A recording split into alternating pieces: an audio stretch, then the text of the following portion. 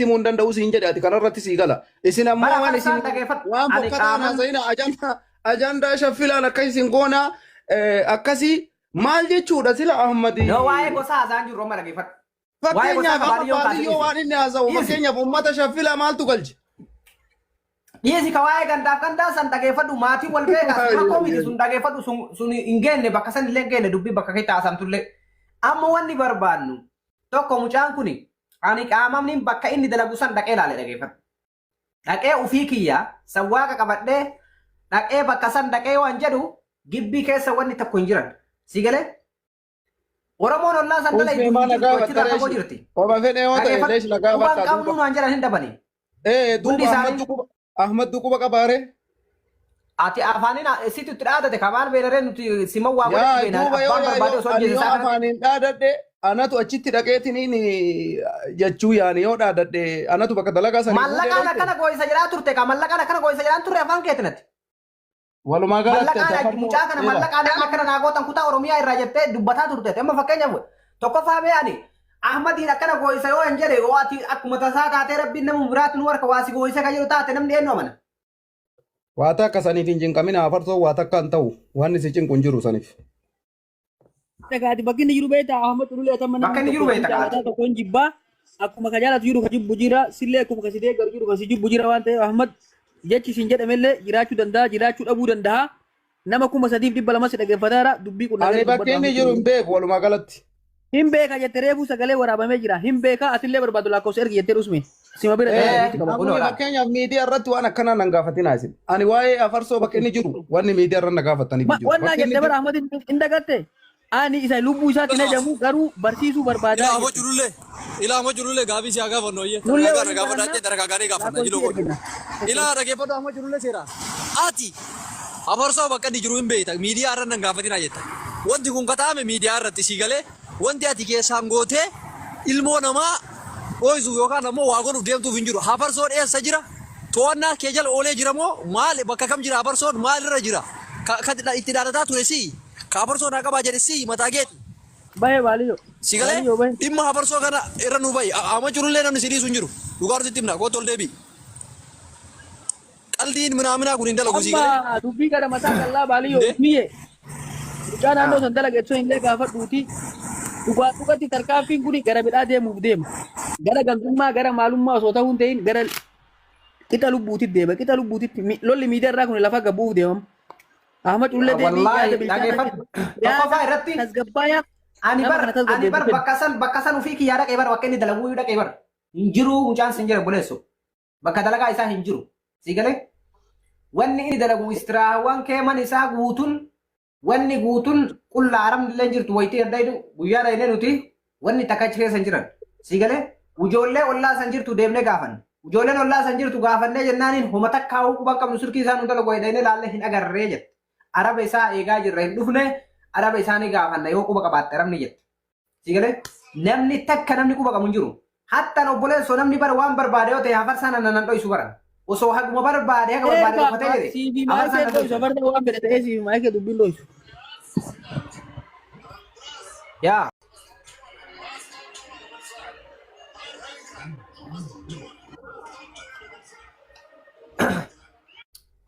Ahmad Culullee nama maa bu'e waan kana himuu dide wallaahi billaahi jaalattee jibbitee Ahmad Culullee mucaan kun yoo waa ta'e dhibba sitiitu gaafata. Mikinaanni tokko miidiyaa kanarra teettee anatu amma bara sagalee isaa qooyaa amma isin dhageeffachiisa sagalee isaa san bara afaan isaa irraa waan inni jedhee isin dhageeffachiisa hundi keessa koppilee godha.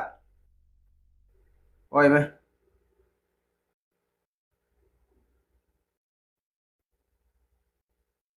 So kaltiidhaa foonni ta'e seenaa. Irraan utaaltuu jalaa dalaan fulluu itti ulee galtuu jalattuu dhiisii dhiira jalaa yoon bule deemur Suleyman sii galee. Bukan. Wallaahi billaahi. Dhugaa jirtu walitti himnaa nu dhageeffadhu. Waliin sossobnu. Abarsoo irra namni si dhaga'u hin jiru sii galee. Maraataa ofiillee abbattu qabata.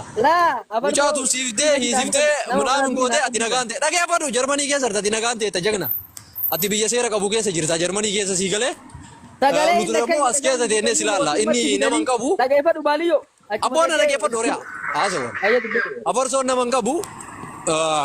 Afarsoon nama isa wanni jedhu qabu bakka ati biyya faranjii keessa jirta saniif ilma namaa irratti akka taasisu. Oriyaa qalliin akkasii hin jiru oriyaa namni ganda qaba gosa qaba oriyaa. Mee wariyaa dhageeffadhu mee sagalee kana dhageeffadhu mee laala kaawwanti kee irra gadhiisi qoy. Afarsoo kiyya bartooti. Arrabaan kiingiidha afaanii. Garuu mi'a amma maal godhaa fi jirta irra isin afarsoodha. Amma maal godhaa fi jirtanii? Afarsoo kiingi. Mi'a maal goota amma kiingummaa isaa maal argisiisi? Kiingiidhaan amma dhaqii baasi qabnee mana hidhaati. Dhageette? Amma dhaqii baasi mee mana hidhaati? Kingi wait. Kingi dura. Afarsoo kingi afarsoo kingi.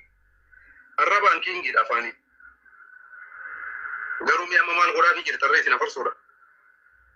Afarsoo kingi afarsoo kingi afarsoo kingi. Mi'a maal goota amma kiingummaa isaa maal argisiisi? Kingiidhaan amma dhaqii baasi qabnee mana hidhaati. Agartanii amma afaan isaa irraa akka afaan isaa irraa inni qabsiise. Argitanii mi ragaa? Baaliyyoo ragaa artanii mi? Dhageettanii mi? Yaa ragaa jira yaa dhaga'u jirra yaa. Yaa uummanni kun hunduu ragaa wanni kun ragaa fi borimmoo gaafa waan biraa badanii jedhan namni hunduu ragaa viidiyoon kun lafa kaa'ame akkaawuntii kana jalatti riipoosti godhaa hundi keessanii laal. Wallaahi wabillaahi jechuudha. Afarsaa booda jireenya hin jirtu. Ilmi namaa Ahmad amma ijoollee tiyya na jala arrabsan akkana ta'e jedhaa miti. Aarsaan inni kana booda kafalu taa'u aarsaa biraati. Sigalee arrabamoo lubbuu namaatti caalan ganaa wal bira madaalama jechuudha. Sigalee ilmi namaa safaataa seeta obboleessa waan zarii hin qabne seeta akka ilma namaa akkuma barbaadanitti mallaqa baasanii fuudhanii itti taphatanii akka barbaadanii dho'isaniitiin gartee bakka barbaadan kaayaniitiin akkana godhee dhaqaaf waasaa bakka akkasiiti jedhan. Mootummaadha obboleesso.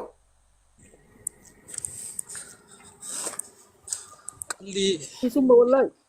Dhagai wanni kun dhugaan dhugatti raawwatee illee misinjara hunda waliif mee baaliyyoo ennu baaliyyoo yoo misinjara walii qabattan guruppii fi dibootu.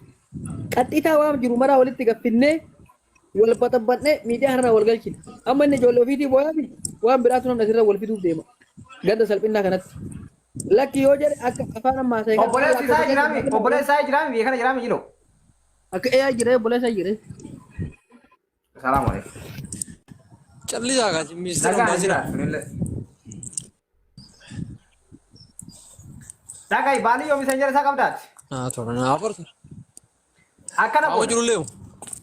Laala akkana goona. Gabbuuna yeri. Amma culullee keessa waan gaafannu jira. Keessan koottaa keessa waa hunda isinii majireemi waan kana keessan addaan baafnee addachaan. Akkanuma mana cufne. Foloo irraa qabdanii biti itti barreessi silkii isaa wasaappii isaa ergu. Wasaappii si ergaan kee. Ayyee. Ondee maagala da ruuyi namaatii bar.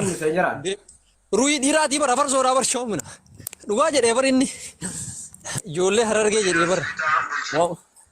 Waan baay'ee naa ta'an jedhee bar. Naa taachoon na ijoollee ta'en. Abduu.